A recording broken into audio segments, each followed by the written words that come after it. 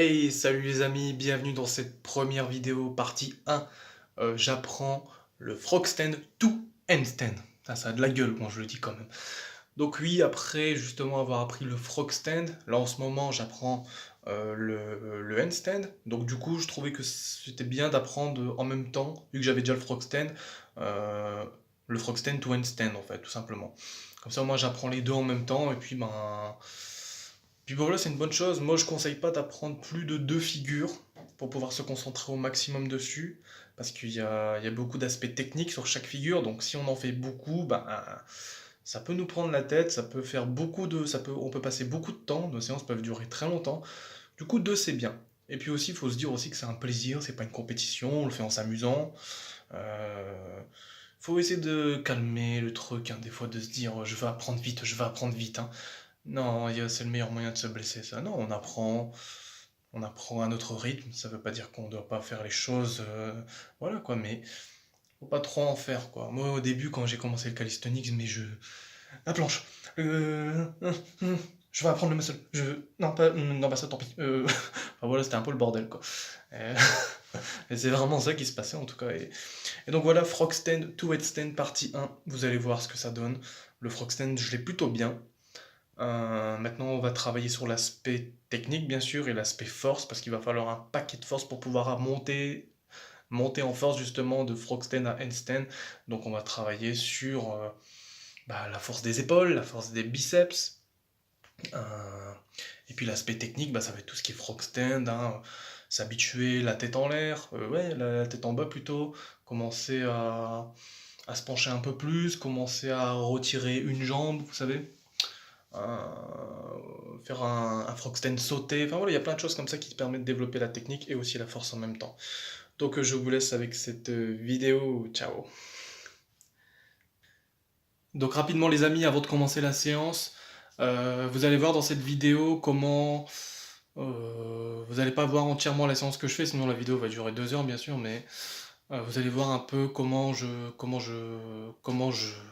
déroule la séance. J'ai fait une routine force et j'ai fait une routine technique. Je vais commencer par la routine technique et la routine force. Dans ma séance, normalement, il y a une routine technique et une routine force pour le handstand. Je vous la partage pas parce que c'est une vidéo sur le frog stand to handstand. Donc j'ai filmé que la partie où je fais des trucs qui sont en rapport avec frog stand to handstand. Donc des exercices de force et des exercices liés à la technique pour atteindre cette variante, quoi, cette ascension, cette montée en force de frog stand à handstand. Donc voilà, à tout de suite.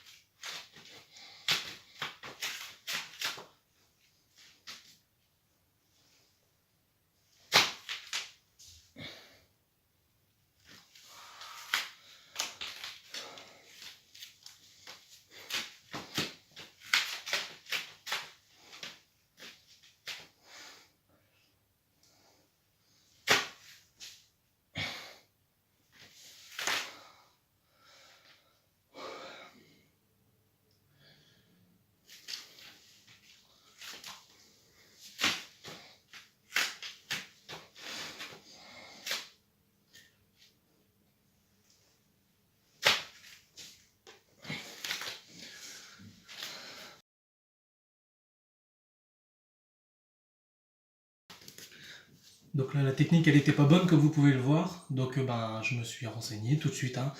Bon, pas d'excuses. Et je vais tenter de le refaire. C'est 3 séries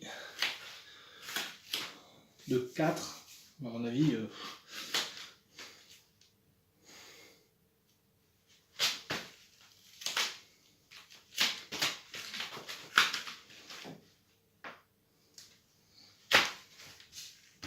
c'est compliqué. Ça, c'est un exercice un peu plus avancé. Je pense que je vais le remettre à plus tard. Essayer les variantes en dessous avant.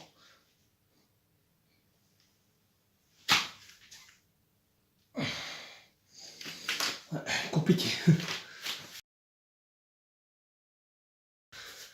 Ben, vous savez quoi, ces 3 séries de 4. Bon là j'étais à 2 séries de 4 je crois, mais avec une technique mauvaise parce que ça demande un peu de force. Mais voilà, je me suis encore renseigné, il m'a fallu 30 secondes, pardon. Et puis du coup on va réessayer ça, c'est ma dernière série. Donc c'est une série de 4. Normalement la technique devrait être un peu meilleure. Il n'empêche que c'est un exercice assez difficile quand même. Mais bon, il faut faire attention, quand on voit qu'on ne fait pas bien, il ne faut surtout pas continuer. Essayer de voir un peu, faire au maximum pour faire les choses bien, parce que sinon on peut se blesser, quoi. Par exemple, là j'ai appris qu'il fallait contracter les omoplates, la zone scapulaire, parce que si on ne le fait pas, vous risquez d'avoir des douleurs au milieu du dos, là, vous savez. Et moi j'avais ça, je me demandais pourquoi, et c'était pour ça. Donc contractez bien, comme ça. Les épaules un peu en arrière, vous rapprochez les mains. Essayez de rapprocher les mains comme ça. Bien sûr, j'expliquerai ça plus en détail dans un tutoriel dans quelques mois. Allez, c'est parti. Oh. La montée est facile, mais la descente, il faut contracter les doigts tout de suite. Bon, allez. Je vais bien me concentrer et vous verrez que celle-là, ça va être la bonne.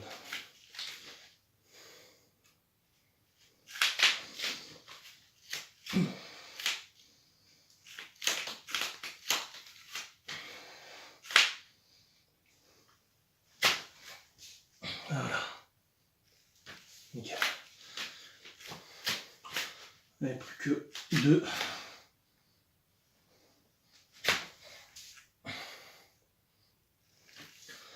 Idéalement, il faut être encore plus lent, plus dans le contrôle. Encore 2. Ah, là, j'étais un peu plus dans le contrôle. Nickel. Dernière, allez. La séance, elle était 1h30, je crois, là. Et mes jambes, j'ai même pas encore fait. Oui, il doit me rester 3 exercices. On y croit. Faut s'amuser. Allez, c'est parti.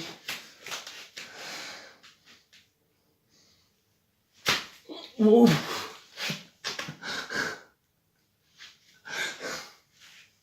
On peut plus, sérieux. Bon, attends. Je me concentre parce que c'est vraiment pas le moment de... Quand on est à bout comme ça, il faut essayer de s'écouter. Là, je sens que je peux physiquement, mais il faut beaucoup de concentration quand même. Parce qu'il faut pas faire attention, quoi, tout simplement. Allez, si je me concentre, vous verrez que je vais y arriver. Pour la dernière.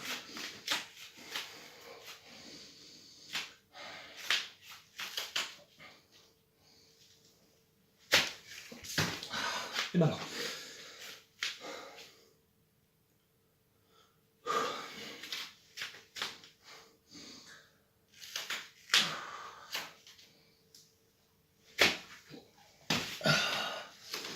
Donc là, je sens que j'écoute mon corps. Mon corps me dit stop. Donc il me reste un exercice, je crois. Je vous montre tout de suite l'exercice que je vais faire. C'est des half pike push-up. C'est pour les épaules. Donc moi, les pike push-up, j'arrive pas encore bien. Du coup, je vais faire des half pike push-up. Et ensuite, je vais m'entraîner à faire des pompes en 8-5-8. C'est-à-dire que dans les phases positives, négatives, on va compter jusqu'à 8. 1, 2, 3, 4, 5, 7, 8. Dans la phase isométrique, celle où il se passe rien, celle où on est immobile, je vais compter 5 secondes. Vous avez compris, tous ces exercices-là, c'est par rapport à la routine force. Et l'autre truc que vous avez vu ou que vous allez voir tout de suite après, c'est pour la routine technique. En ce qui concerne de passer du frog stand au headstand, la technique elle est assez basique au final. Mais on a besoin de force. C'est pour ça qu'on fait une routine un peu plus importante au niveau de la force que par rapport à la technique. A tout de suite pour les autres exercices.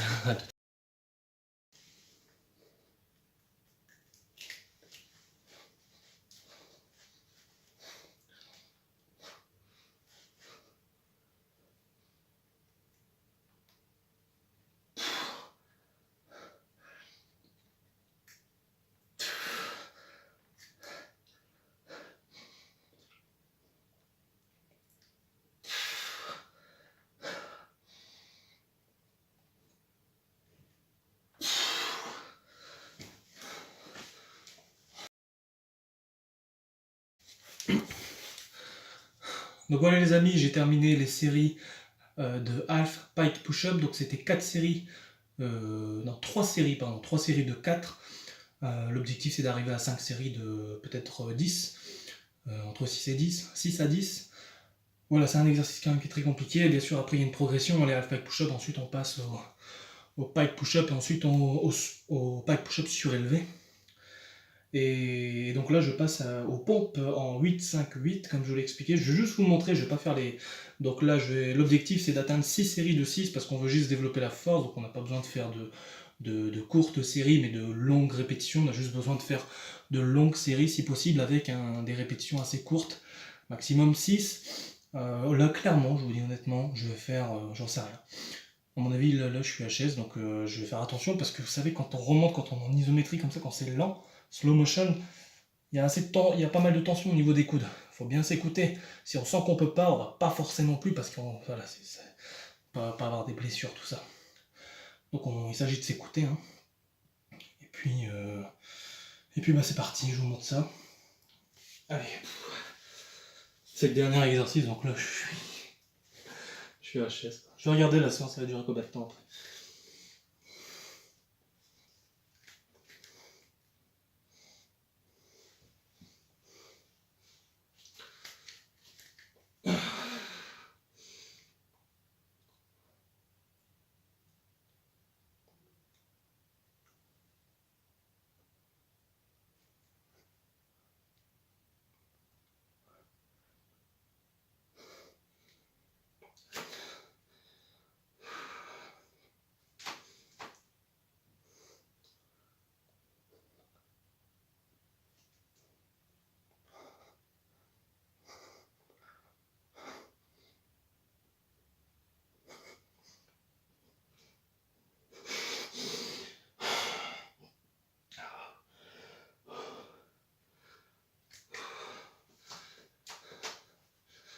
Lorsque vraiment vous en pouvez plus, essayez au moins de faire la négative. La phase négative, c'est lorsque vous descendez. Si au cas où vous n'arrivez pas à faire l'autre phase positive.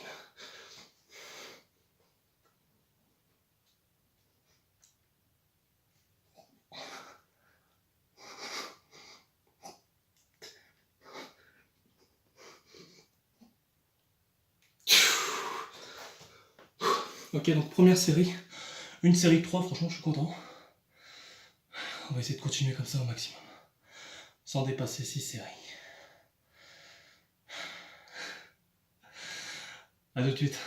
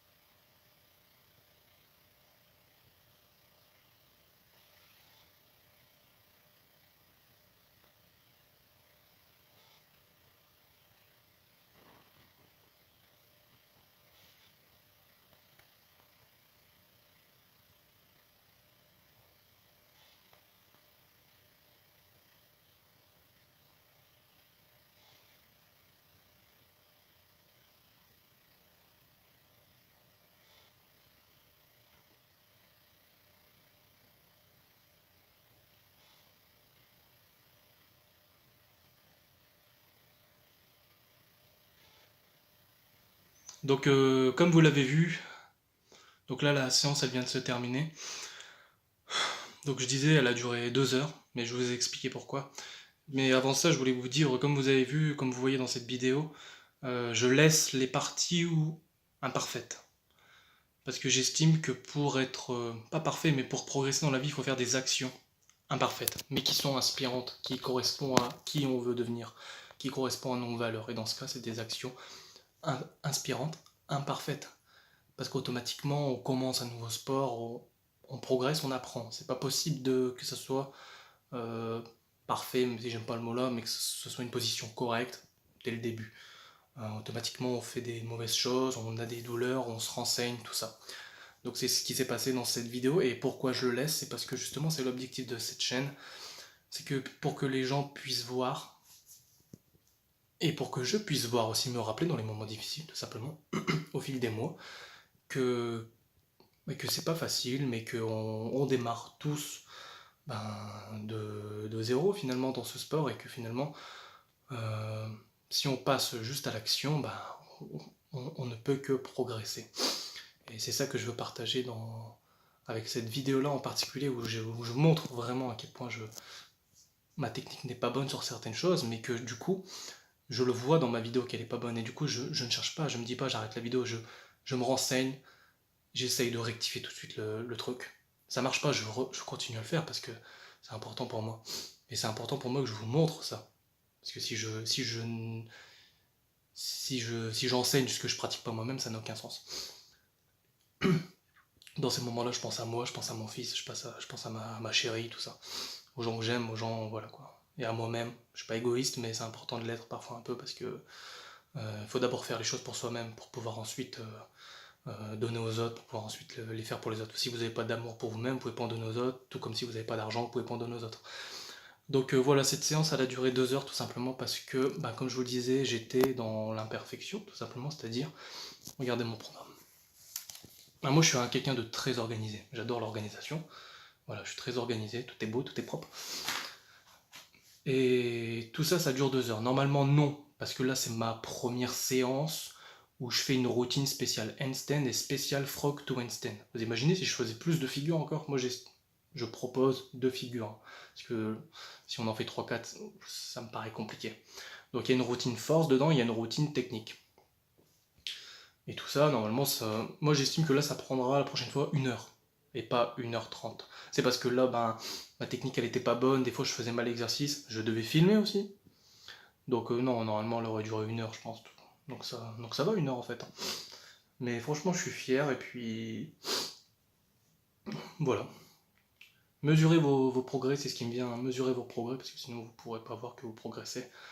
On peut le voir physiquement, on peut le voir, on se dit, tiens, avant je galérais, mais c'est quand même bien d'avoir une trace écrite de ce qu'on fait. Donc voilà, c'était la première séance. Je suis, mais à la fois serein et à la fois claqué.